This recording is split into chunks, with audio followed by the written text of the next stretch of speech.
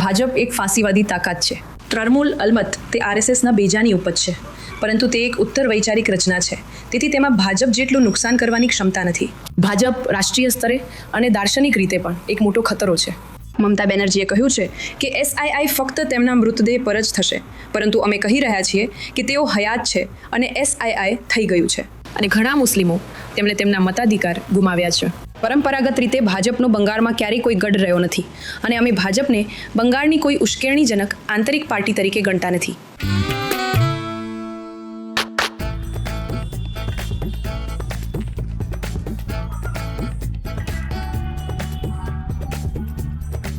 હું હમણાં તમારી સભામાં હતી અને તમે કદાચ ત્યાં સૌથી યુવાન વ્યક્તિ હતા. તો શા માટે યુવાનો હવે સીપીએમ તરફ આકર્ષિત નથી થતા, કદાચ ઉમેદવાર સિવાય? તમે જોયું જ હશે કે મારા ભાષણ પૂરું થયા પછી તરત જ જે લોકો સેલ્ફી લેવા માટે આવ્યા તેમાંના મોટા ભાગના યુવાનો છે. જો તમે 90ના દાયકા પછી જુઓ તો ડાબેરી આગેવાની હેઠળના સાંસ્કૃતિક આંદોલનમાં ઘટાડો થયો છે, અને તે આપણી નિષ્ફળતા છે કે આપણે ઘણા યુવાનોને આપણી ડાબેરી સાંસ્કૃતિક સક્રિયતાના પરંપરાગત સ્વરૂપમાં સામેલ કરી શક્યા નથી. પણ મને લાગે છે કે તેની બહાર પણ અવકાશ છે, અને ઘણા યુવાનો અમારા અભિયાનોમાં છે. તમે જાણો છો, તેઓ એજિટ પ્રોપનું કામ કરી રહ્યા છે, તેઓ ગીતો લખી રહ્યા છે, તેઓ ગીતો ગાઈ રહ્યા છે, અને તેઓ ખરેખર અમારી સાથે છે. એ દુઃખની વાત છે કે તમે તેમને જોઈ શક્યા નહીં. તમે ભાજપ અને ટીએમસી બંને પર પ્રહાર કર્યા. હા, તમારા મતે તમારો મોટો દુશ્મન કોણ છે? રાષ્ટ્રીય સ્તરે કે મૂળભૂત રીતે મને લાગે છે કે તે ભાજપ છે, કારણ કે ભાજપ એક ફાંસીવાદી તાકાત છે. જ્યારે તૃણમૂલ અલબત્ત તે આરએસએસની જ ઉપજ છે, પરંતુ તે એક વિચારધારા પછીની રચના છે. તેથી તેમાં એટલી નુકસાન પહોંચાડવાની ક્ષમતા નથી જેટલી ભાજપમાં છે. અને અત્યારે હિન્દુત્વ શાસન સત્તામાં આવવાથી, તેમના કેન્દ્ર સરકારમાં ચાલુ રહેવાથી, અને જે રીતે તેઓ બંધારણ રાજ્યની મશીનરી સાથે ચેડા કરી રહ્યા છે, મને લાગે છે કે અલબત્ત ભાજપ રાષ્ટ્રીય સ્તરે અને દાર્શનિક રીતે પણ એક મોટો ખતરો છે. પરંતુ અહીં બંગાળમાં તૃણમૂલ એક સહયોગી સિવાય બીજું કંઈ નથી. તૃણમૂલ ભાજપને તે બધું જ કરવામાં મદદ કરતું આવ્યું છે જે તેમણે ન કરવું જોઈએ.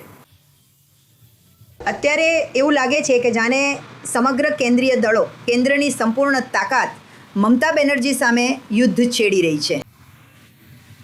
ઈડી, સુરક્ષા દળો, ગૃહમંત્રી અહીં છે, વડાપ્રધાન અનેક મુલાકાતો લઈ રહ્યા છે, કેબિનેટ મંત્રીઓ અહીં પડાવ નાખીને બેઠા છે. શું તમને લાગે છે કે ક્યાંક બંગાળના લોકો મમતા બેનર્જી પ્રત્યે એક પ્રકારની સહાનુભૂતિ દર્શાવવાનું શરૂ કરી રહ્યા છે? કે તમે જાણો છો, તે આ બંગાળની વાઘણ છે જે તેમના માટે લડી રહી છે, અને જુઓ તેની સાથે કેવો વ્યવહાર કરવામાં આવી રહ્યો છે? શું તમને લાગે છે કે તેમના માટે વધતી જતી સહાનુભૂતિ છે જે લોકોના મતદાન કરવાની રીત પર અસર કરી શકે છે? મને લાગે છે કે આ એક એવું કથાનક છે જેમાં મમતા બેનર્જી ખરેખર લોકોને વિશ્વાસ કરાવવા માંગે છે. પરંતુ જો તમે ઈડી અને સીબીઆઈની ભૂમિકા વિશે વિચારો તો હા, 3 મંત્રીઓ તૃણમૂલ પાર્ટીના મહત્વના સભ્યો છે જેમને જેલમાં પૂરવામાં આવ્યા હતા, પરંતુ તેમાંથી એક પણ હજુ સુધી દોષિત ઠર્યો નથી. પાર્થ ચટ્ટોપાધ્યાય જે શિક્ષણ મંત્રી હતા, તમને ખબર હશે કે 26,000 વિદ્યાર્થીઓ જેઓ પાછળથી શિક્ષક બન્યા તેમની નોકરી છીનવી લેવામાં આવી, અને શિક્ષણ મંત્રી પાસે તેમના પલંગ નીચે લગભગ 100 કરોડ રૂપિયા છુપાવેલા હતા. તો આટલા બધા પુરાવાઓ પછી પણ ઈડી, સીબીઆઈ શિક્ષણ મંત્રી વિરુદ્ધ ખરેખર કંઈ કરી શકી નહીં. એનાથી અમને કેન્દ્ર સરકારને એવો સવાલ કરવાનું મન થાય છે કે શું ચૂંટણી પહેલાંની તેમની સક્રિયતા ફક્ત દેખાડા માટે છે, કે શું તેઓ ખરેખર કંઈ પણ સક્રિયપણે કરવા માંગે છે? એટલે મને ખરેખર નથી લાગતું કે કેન્દ્ર સરકાર અને અહીંની મમતા બેનર્જી સરકાર, તમે જાણો છો, લોકો સમક્ષ જે રીતે ચિત્રિત કરવાનો પ્રયાસ કરશે તે રીતે સંઘર્ષમાં છે.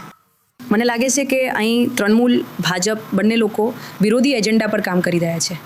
પણ લોકોને એવું લાગતું નથી. અમે જે લોકો સાથે વાત કરી છે તેમને મમતા બેનર્જી માટે ઘણી સહાનુભૂતિ છે, અને તેઓ કહે છે કે આ બધું પ્રેમ પર આધારિત છે.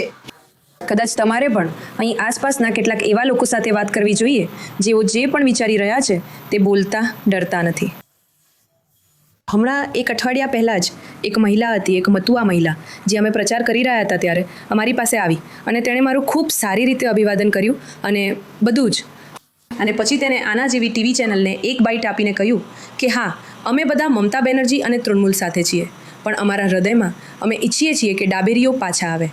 અમે તેમની વિરુદ્ધ બોલી શકતા નથી, કારણ કે જો અમે એવું કરીએ તો અમારી નોકરી અને અમારી સુરક્ષા બધું જ છીનવી લેવામાં આવશે. 1 કે 2 દિવસમાં તૃણમૂલના કાઉન્સિલર તેના ઘરે ગયા. તેને ખસેડીને કાઉન્સિલરની ઓફિસમાં લઈ જવામાં આવી અને માફી મંગાવવામાં આવી. તો આ એક પ્રકારનો આતંક છે જે મમતા બેનર્જી અહીં સ્થાપિત કર્યો છે. એટલે જરૂરી નથી કે લોકો જે કંઈ પણ કહી રહ્યા છે તે પ્રેમથી જ હોય, તે ડરને કારણે પણ હોઈ શકે છે. તો પછી તે તમારા માટે એક કપરું કામ લાગે છે? તે છે, તેનો કોઈ ઇનકાર નથી. અને મને નથી લાગતું કે જો આપણે કોઈ સહેલી લડાઈ પસંદ કરવાની હોય, અમારી પાસે હંમેશા તૃણમૂલ અથવા ભાજપમાં જોડાવાનો વિકલ્પ હતો. તમે ભાજપમાં જોડાઈ શકો છો અને કહી શકો છો કે તમે જાણો છો જે પણ ખરાબ વાત હોય, પણ અમે મમતા બેનર્જીને હરાવવા માંગીએ છીએ, તેથી અમે તેમની સાથે છીએ. અથવા તમે ફક્ત તૃણમૂલમાં જઈને કહી શકો છો, અમે જાણીએ છીએ કે ભાજપ ફાંસીવાદી છે, પણ અમારે તેમનો પ્રતિકાર કરવો પડશે. તો તેઓ ખૂબ જ આરામદાયક ક્લબ્સ અથવા બે આરામદાયક કિનારા છે જ્યાં લોકો જઈ શકતા હતા, પણ અમે બીજી બાજુ પસંદ કરી છે. અમે વૈકલ્પિક બાજુ પસંદ કરી છે. અમે લોકોની બાજુ પસંદ કરી છે. તમે રાજકીય રીતે સીપીએમની કિસ્મતને કેવી રીતે પુનર્જીવિત કરશો? છેલ્લી ચૂંટણી અને તેની પહેલાંની ચૂંટણી પછી તે બંગાળમાં એક ખર્ચાઈ ગયેલી શક્તિ જેવી છે. તે નથી. ના, પણ જો તમે ચૂંટણીલક્ષી રાજકારણને જુઓ, જે આખરે તે જ છે, તે એક વપરાયેલી ગોળી જેવી લાગે છે. તમને શું લાગે છે? જો તમે ચૂંટણીના છેલ્લા દેખાવને જોશો તો તમે જોશો કે મુર્શિદાબાદમાં મોહમ્મદ સલીમ બીજા ક્રમે આવ્યા. અને હમણાં થોડા દિવસો પહેલાં અમને જાણવા મળ્યું કે હુમાયુ કબીર, જેમણે મુર્શિદાબાદમાં ચૂંટણીના બરાબર પહેલાં એક પ્રકારનું રમખાણ રચ્યું હતું, તેમણે એક રીતે સંમતિ આપી અથવા એક રીતે સ્વીકાર્યું કે હિન્દુ મુસ્લિમ દ્વિધ્રુવીકરણ થાય તે સુનિશ્ચિત કરવાની મમતા બેનર્જીની યોજના હતી, જેથી કોંગ્રેસના અધીર રંજન ચૌધરી કે સીપીએમના મોહમ્મદ સલીમ જીતી ન શકે. તો જો અમે આટલા અપ્રાસંગિક હોત તો મને નથી લાગતું કે મમતા બેનર્જીએ આટલો બધો પ્રયત્ન કરવો પડે. છેલ્લી ચૂંટણી જ્યાંથી હું લડી હતી, મને યાદ છે કે અમને 2019માં જે મળ્યા હતા તેના કરતાં 86,000 વધુ મત મળ્યા હતા. 86,000 લોકો, તેઓ કોઈ મજાક નથી. મને ખાતરી છે કે તે જેટલું સહેલું દેખાય છે તેટલું સહેલું નથી. એવું નથી કે અમારી પાસે કોઈ જાદુઈ છડી છે અને તમે જાણો છો તેને ઘુમાવો અને બધું બરાબર થઈ જાય. પણ મને લાગે છે કે અમે વસ્તુઓ સુધારવાની પ્રક્રિયામાં છીએ અને કદાચ તેમાં સમય લાગશે, પણ દિવસના અંતે છેલ્લો શબ્દ અમે જ કહીશું. તમારા પોતાના મત વિસ્તારમાં જ્યાં તમે લડી રહ્યા છો, એ શું છે જેનો તમે સામનો કરી રહ્યા છો? અમે તૃણમૂલના અથવા ચંદ્રબાબુ ભટ્ટાચાર્યના સિન્ડિકેટ શાસનની વિરુદ્ધ છીએ, જ્યાં ઘણી બધી તોલાબાજી અને તમે જાણો છો ખંડણી, નગરપાલિકામાં ઘણો ભ્રષ્ટાચાર છે. તમે જુઓ, અમારી નગરપાલિકાની શાળાઓ બંધ થઈ રહી છે, અમારી નગરપાલિકાની હોસ્પિટલો બરાબર કામ કરી રહી નથી. અહીંની મુખ્ય સમસ્યા સ્વચ્છતા છે. રસ્તાઓ બરાબર બનાવવામાં આવ્યા નથી. માત્ર 1 વર્ષ પહેલાં એક નાની છોકરી તેના પોતાના ઘરમાં જ ડૂબી ગઈ હતી, કારણ કે એટલો બધો પાણીનો ભરાવો થયો હતો કે ઘર પણ ડૂબી ગયું હતું. તો સુશ્રીના જેવા એક હેવી વેઇટ મત વિસ્તારની આવી પરિસ્થિતિ છે. ચંદ્રબાબુ ભટ્ટાચાર્ય, જેઓ એક મંત્રી પણ છે. તો અમે મુખ્યત્વે છેલ્લી સરકારની 15 વર્ષની સરકારની નિષ્ફળતા સામે લડી રહ્યા છીએ.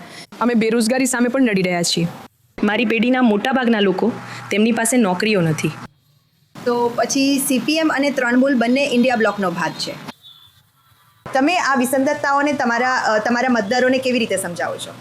કેરળમાં એક સ્તરે તમે સાથે છો અને બીજે તમે એકબીજા સામે લડી રહ્યા છો. કેરળમાં તમે જાણો છો કોંગ્રેસ અને સીપીએમ. કેરળમાં કોંગ્રેસ અને સીપીએમ બંને ઇન્ડિયન બ્લોકમાં છે. પણ તમે કેવી રીતે સમજાવો છો? કારણ કે અમે કહી રહ્યા છીએ કે આ એક વિરોધાભાસ છે.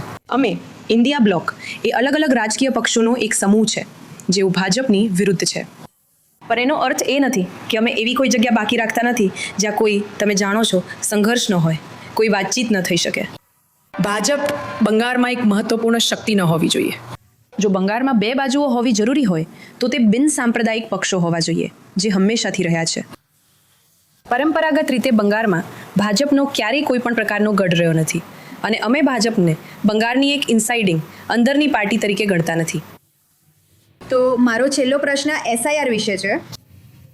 જો પશ્ચિમ બંગાળમાં એસઆઈઆર જે રીતે બન્યું છે તે રીતે ન બન્યું હોત તો શું તમને લાગે છે કે ચૂંટણીના પરિણામો જે પણ આવવાના છે તે અલગ હોત?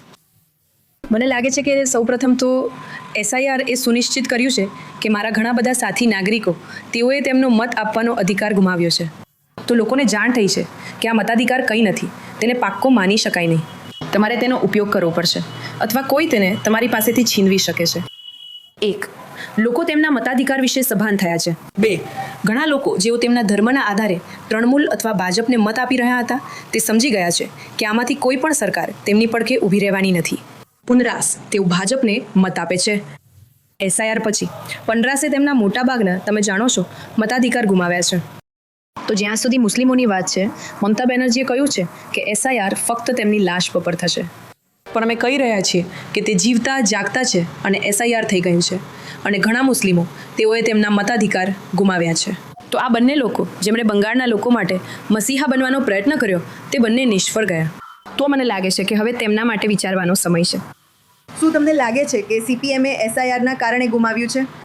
ઉદાહરણ તરીકે, જો કેટલાક મુસ્લિમો હતા જેઓ ટીએમસીને મત આપવા માંગતા ન હતા કારણ કે તેમને લાગતું હતું કે ટીએમસી એ તેમના માટે ખરેખર કંઈ કર્યું નથી, તેમની પાસે વિકલ્પ નહોતો.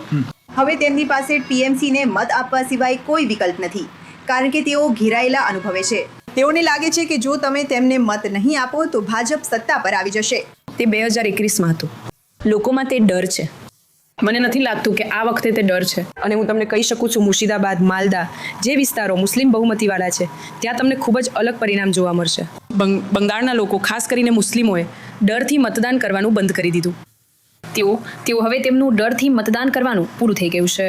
તેઓ તેમના અધિકારો માટે મત આપવા જઈ રહ્યા છે. તેઓ તેમના શિક્ષણ માટે મત આપવા જઈ રહ્યા છે. તેઓ તેમની રોજગારી માટે મત આપવા જઈ રહ્યા છે. તો પછી તેઓ કોને મત આપશે? ડાબેરીઓ અને કોંગ્રેસને, જ્યાં પણ તેઓ શક્તિશાળી છે.